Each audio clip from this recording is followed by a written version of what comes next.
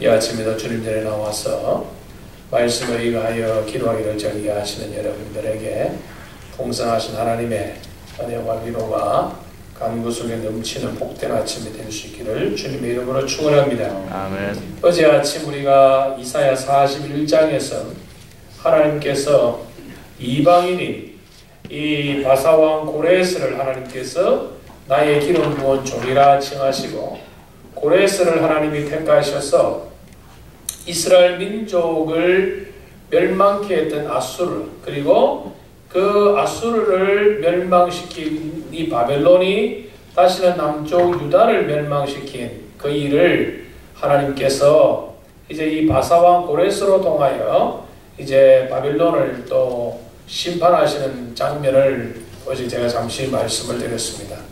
여러분, 하나님이 사랑하는 민족이 이스라엘과 유다입니다. 하나님의 사랑하는 민족이 잘못했을 때에, 저들이 회개하지 아니할 때에 하나님이 이방 나라를 통하여 하나님의 백성을 징계의 도구로 삼으시고 난 이후에 징계의 도구로 삼으신 그 이방인도 하나님이 심판하시는 겁니다. 이걸 우리가 늘 생각해야 돼요. 여러분, 우리가 자녀들이 잘못할 때 우리가 자녀들을 잘못하는 그것을 우리가 어떻게 징계하거나 꾸짖으면의 도구로 사용한 그 사람들도 우리가 기분 좋아하지는 않잖아요. 그게 하나님 마음. 하나님께서 비록 말 듣지 않는 자녀들을 징치하기 위해서 아수르와 바벨론을 사용하셨지만 하나님이 아수르와 바벨론을 사랑하셨기 때문에 이용하지는 않으셨다 이 말입니다. 그러니까 하나님은 하나님의 말씀대로 살지 아니하는 이스라엘과 유다를 향한 심판하신 하나님, 심판하신 하나님 이후에 내 마음이 시원하다, 그게 아니라는 거예요. 우리가 자녀들이 잘못할 때 징계하면 부모의 마음도 같이 아프잖아요. 그게 하나님 마음입니다. 그게 하나님 마음. 그러니까 하나님께서 이스라엘 민족을 괴롭게 한 그 민족도 하나님이 심판하시는 거예요. 그 심판의 도구로 하나님께서 바사왕 고레스를 사용하셨어요. 고레스를 사용하셔서 이스라엘과 유다를 괴롭게 한 주변의 모든 나라를 한꺼번에 다 하나님이 심판하십니다. 완전히 하나님이 심판하십니다. 그런데 이 역사적으로 나타난 어떤 이 세상적인 육적인 것의 심판의 도구로 하나님께서 바사왕 고레스를 사용하셨다 하면 42장에서는 전혀 다른 배경으로 또 나옵니다.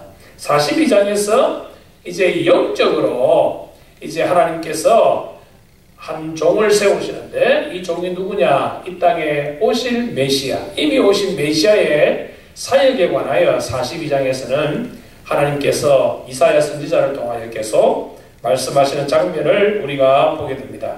42장 1절에 하나님이 세우신 종 메시아 되시는 예수님을 어떻게 묘사하고 있느냐? 내가 붙드는 나의 종이다. 내가 붙드는 나의 종이다. 때에 이 붙드는이라는 이 히브리 원어의 의미가 뭐 우리가 이렇게 붙든다 그런 의미가 아닙니다. 여러분, 팔은 몸에 붙어 있지요. 붙어 있습니다. 그러므로 팔은 내 몸의 일부입니다. 그렇죠? 여러분, 우리가 머리에서 생각하는 것이 우리가 마음에서 움직이고 그것이 우리의 겉으로 드러납니다. 그러므로 나의 박흥배라는 존재는 여러분 내 몸 전체 중에 일부분이 아니라 내 몸에 붙어 있는 모든 것은 나의 전신입니다. 무슨 말입니까?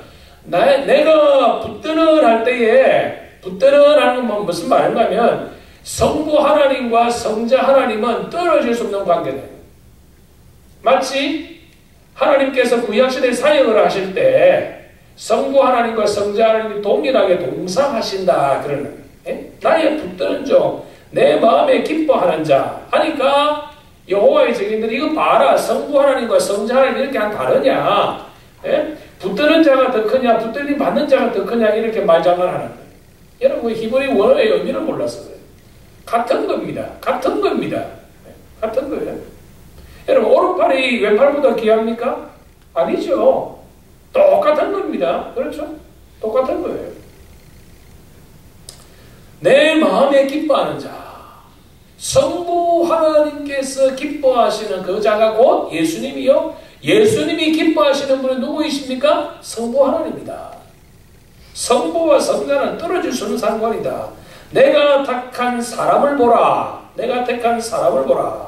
왜 여기에 사람이라 하느냐? 여호와의 성에 계속하여 봐라. 사람 아니냐? 하나님이 아니지 않느냐? 여러분, 예수님 이 땅에 오실 때는 사람의 모습으로 오시는 겁니다. 그것을 말씀하는 거예요. 예수님이 사람이기 때문에 사람이라는 것이 아니라 하나님이시지만 사람의 몸을 입고 이 땅에 오시기 때문에 우리에게는 보여지시는 분은 사람으로 보여지신다. 그 말씀이죠. 나의 영을 그에게 주었은즉 그가 이방의 정의를 베풀리라. 이방의 정의를 베풀리라.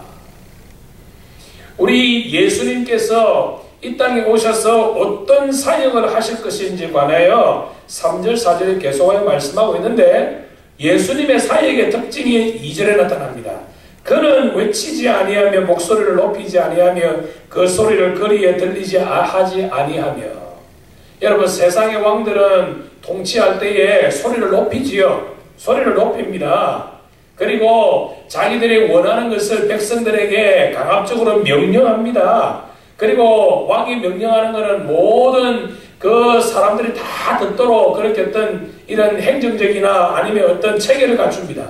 그러나 주님께서 우리를 통치하시는 것은 어떤 소리를 지르거나 소리를 높이거나 아니면 또 모든 거리에 들리게 하는 것이 아니라 여기신 하나님께서 우리에게 예수님이 우리 가운데 찾아오실 때는 말씀으로 인하여 우리의 심령을 변화시키시고 어떤 세상적인 방법으로 다스리는 것이 아니라는, 하나님 나라는 세상적인 나라와 다르다는 겁니다.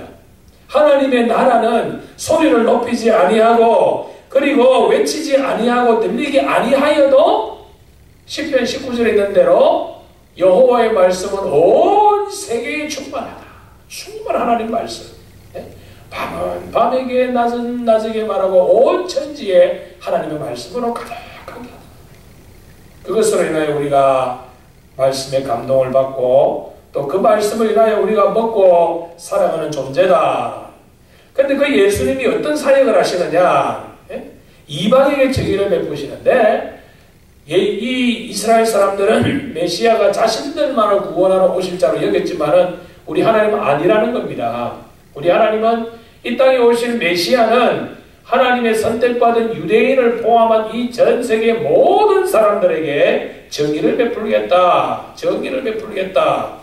정의를 베푼다는 말은 정의를 심판한다는 말이 아니고 모든 백성에게도 참된 의가 무엇인지 깨닫게 하고 주님의 성실하심을 함께 저들이 감화를 받아서 예수 그리스도의 이 놀라운 사역이 온 세상의 사람들이 그대로 다 받아들이고 주님이 주님 되심을 인정하게 하겠다. 그 말씀입니다.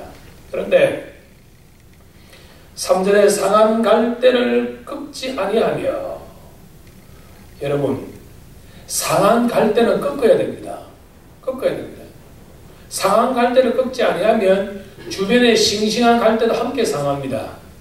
여러분, 우리가 과일에 이 사과가 많이 있는데 썩은 사과나 썩은 고구마 꺾기 하나 이어보세요. 그거 썩은 거 하나 때문에 사과가 다 상하고 고구마가 다 상하는. 상한 갈대는 잘라버려야 되고 상한 갈대는 불태워버려야 돼요. 그래서 여러분, 이 애굽에 가보면 이 갈대가 참 많거든요. 갈대가 많은데 어느 지방에 갈대가 병들거나 아니면 갈대가 별로 시원찮으면 아예 딱 구역정에서 불을 질러버립니다. 다 태워버립니다. 그래야 거기서 이 아주 싱싱한 새갈대가 올라와요. 근데 우리 주님은 아니라는 거예요. 끝까지 하나님께서 상한 갈대와 같은 모습이 있다 할지라도 주님께서는 참으시고 주님께서는 기다리시고 주님께서 인내하셔서 그 상한 갈대를 회복시키시는 것이 하나님의 마음이다. 하나님의 마음이다. 우리가 신앙생활 때도 그렇죠. 가끔 이 목회를 하다 보면 이렇게 교회는 우리가 이 조직이잖아요. 영적인 조직이에요. 위에서 제가 이제 당회장으로서 밑에를 쭉 교인들을 봅니다. 저 교인 저거 그냥 탁 그냥 뭐 조금 이렇게 뭐 당회 결정이나 교회에 어떻게 이게 뭐 이렇게 잘 그 협력이 안 되는 사람이 있어. 그러면 막 이렇게 저렇게 막 하고 싶은 마음이 생겨요. 그러다가도 이건 하나님 마음입니다. 이게 하나님 마음입니다. 우리 하나님은 끝까지 상한 갈대를 꺾지 아니하시고 꺾어야 될 상황 갈 때도 하나님께서 꺾지 아니하신다. 꺼져가는 등불을 끄지 아니하고, 여러분 이것도 우리가 히브리의 문화를 알아야 돼요. 그 당시 그 풍습인데, 여러분 이 꺼져가는 등불을 끄지 아니하는 말은 무슨 말인가 하면 꺼야 됩니다. 왜냐하면 꺼져가서 꺼지면서 거기에 우리는 여러분 우리는 요즘에 우리가 이 초가 아주 냄새가 아주 좋지만은요, 이 당시에는 주로 감람류로 하는데 이 감람류가 꺼지면서 아주 고약한 냄새를 피워요. 그렇기 때문에 불이 꺼지려면 빨리 불 끄는 이 엄지와 검지로 비벼 끄든지 아니면 그 심지를 문을 빨리 덮어서 연기가 나지 않도록 해야 돼요. 근데 연기 냄새가 별로 좋지가 않아요. 꺼야 됩니다. 꺼야 그 거름이나 꺼야 그 냄새가 고약한 냄새가 나잖아요. 그럼에도 불구하고 하나님께서 끄지 아니하신다. 끄지 아니하신다. 그래서 상한 갈대와 꺼져가는 등불을 어떻게 하신다고요? 그들을 쇠하지 아니하게 하고 그들을 낙담하지 않게 하고 정의를 세우셔서 모든 세상의 사람들이 하나님의 말씀을 바라도록 만드시는 것이 하나님의 사역이시다. 메시아의 사역이시다. 왜 이런 사역을 그가 가능하게 하시느냐? 그 메시아가 바로 어떤 분이냐? 5절에 하늘을 창조하여 펴신 분이다. 땅과 그 소산을 여시는 분이고 땅 위의 백성에게 호흡을 주시는 분이다. 땅에 행하는 자에게 어떤요? 영을 주시는 하나님 여호와께서 이같이 말씀하시되 그 메시아가 바로 여호와 하나님이시다. 여호와 하나님이시다. 계속하여서 6절에서 메시아의 사역을 계속 말씀해 주시는데 보호하시고 백성의 언약과 이방의 빛이 되게 하신다. 빛이 되게 하신다. 7절에서 메시아가 이 땅에 오시는 그 메시아가 하신 일이 무엇입니까? 눈먼 자들의 눈을 밝히며 진리를 보면서도 깨닫지 못하고 하나님의 임재하심을 보면서도 깨닫지 못하는 자들에게 눈을 하나님이 띄워주신다. 띄워주신다. 여러분, 이것을 사도 바울은 고린도 전서에서 이렇게 말씀하죠. 빛 대신 진리의 말씀인 하나님을 광야시대의 이스라엘 사람들이 바라보지를 못한다. 그러니까 하나님의 영광으로 가득했던 모세의 얼굴조차도 저들이 바라보지 못해. 그래서 모세의 얼굴에 수건을 가립니다. 수건을 가립니다. 그러니까 수건을 가리니까 모세의 얼굴이 보이지 않으니까 저들은 견뎌내는 겁니다. 여러분, 율법 자체로 만족하는 거예요. 율법 자체로. 율법 이전에 있는 하나님의 참된 영광은 저들이 감당하지 못하는 거예요. 그러니까 그것으로 만족하며 살아가는 거예요. 만족하며 살아가는데 이제 메시아가 이 땅에 오시면 모세의 얼굴을 덮었던 수건이 가리웠던 수건이 벗겨지는 것처럼 메시아가 이 땅에 오시면 눈먼 자들의 눈을 벗기셔 마치 수건을 가리어서 보지 못하는 것을 보게 하시는 것처럼 메시아가 우리의 죄와 허물과 정욕과 이기주의적인 것으로 가리운 우리의 모든 것을 다 벗겨주셔서 참된 주님의 빛을 바라보게 하신다. 갇힌 자를 감옥에서 이끌어내며, 여러분 감옥의 목적이 뭡니까? 운신하지 못하도록 하는 것이 감옥이지요. 하나님 원하시는 일들을 하지 못하고 하나님이 기뻐하시는 일들을 하지만 찬송하지 못하고 하나님을 찬양하지 못하고 하나님을 전가하지 못해서 그냥 가만히 앉아있는, 꼭 갇혀서 어떤 이 세상적인 환경에 갇혀서 하나님의 일을 도저히 하지 못하는 그런 환경에 있는 자들을 주님께서 이끌어내셔서 복음을 전하는 아름다운 발로, 복음을 전하는 아름다운 입으로, 그리고 하나님이 원하시는 일을 감당하는 이 헌신자의 봉사자의 삶을 하나님께서 살아가게 하신다. 흑암에 앉은 자를 감방에서 나오게 하리라. 나왔어. 빛 대신 주님을 바라보고 하나님 원하시는 일들을 감당할 수 있도록 하나님께서 해 주시겠다. 그렇게 말씀합니다. 8절에서 다시 강조합니다. 내가 누구냐? 이런 일을 감당케 하는 내가 누구냐? 내가 여호와다. 이는 내 이름이라. 스스로 있는 자이라는 이 여호와라는 이름을 나는 다른 자에게 결단코 빼앗기지 않겠다. 내 영광을 다른 자에게, 내 찬송을 우상에게 주지 아니하리라. 그런데 우리는 하나님 앞에 합당한 영광을 우리는 때때로 가로채지요. 자기가 하나님의 영광을 가지기도 하고, 아니면 자기의 하나님보다 더 사랑하는 것이 곧 하나님의 영광을 가로채는 것입니다.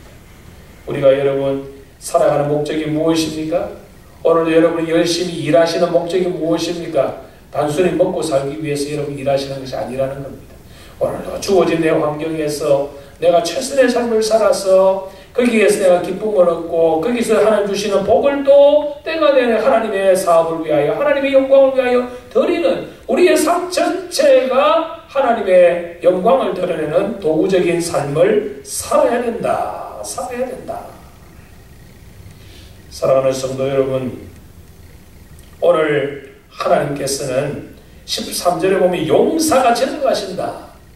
반드시 하나님께서 하시는 일은 이루어 나아가신다. 전사같이 분발하여 외쳐 크게 부르시며 그 대적을 크게 치시리로다. 하나님의 영광을 가로막는 그 어떠한 흑암의 세력도 잠시 잠깐은 저들의 전투에서 이기는 모습일지 모르겠지만 여러분 전투에서 이긴다고 전쟁에 이기는 건 아니옵시다. 전쟁의 궁극적인 승리는 누구입니까? 여호와 하나님이시다. 여호와 하나님이시다. 사랑하는 성도 여러분, 오늘 우리 하나님은 이처럼 우리가 흑암 속에 갇혀있고 우리가 찬양하지 못하고 우리가 보지 못하고 듣지 못하는 그런 환경에서 예수 그리스도를 이 땅에 보내셔서 보지 못하는 우리에게 보게 하사 하나님의 영광을 보게 하시고 듣지 못했던 하나님의 말씀을 듣는 존재로 택하여 주시고 우리가 입으로 부정적인 것 남을 비판하고 정죄하는 입술로 하나님을 찬양하는 도구로 삼아주셨으니 우리가 해야 할 일은 무엇이냐? 우리가 해야 할 일이 무엇이냐? 이 아침에도 하나님 나를 선택해 주신 이유가 무엇인지는 모르겠지만은 나를 선택해 주신 결과로 인하여 복음을 증거하고 하나님을 찬양하고 기뻐하며 하나님을 예배하는 도구로 하나님께서 사용하여 주시기를 소망합니다. 기도하는 우리 모두가 될 수 있기를 바랍니다. 24절 말씀에 야곱이 탈취를 당하게 하신 자가 누구냐? 이스라엘을 약탈자에게 넘기신 자가 누구이냐? 여호와시다. 하나님의 선택받은 백성이라도 하나님의 뜻대로 살지 아니하는 자들을 하나님이 심판하셨다고 하면 돌감람나무된 너희들도 마찬가지가 아니겠느냐? 여러분, 여호와 경외의 사상이 우리가 살아가야 될, 우리가 지향해야 될 목적입니다. 오늘 우리 하나님을 기쁘게, 우리가 하나님을 기뻐하는 마음도 가득해야 되지만 동시에 우리가 하나님을 두려워함으로 우리가 하나님 앞에 합당한 영광을 드리는 모습으로 우리가 하루하루를 살아감으로 인하여 마지막 시대 하나님 원하시고 기뻐하시는 일들을 마음껏 누리시고 체험하시고 또 여러분이 받으시는 은혜를 여러분 것으로만 삼는 것이 아니라 우리의 주위에 하나님의 은혜를 사모하며 누리지 못하는 자들에게는 나누어 주는 넉넉한 역적인 장부들이, 대장부들이 다 될 수 있기를 주님의 이름으로 또 한번 축원합니다.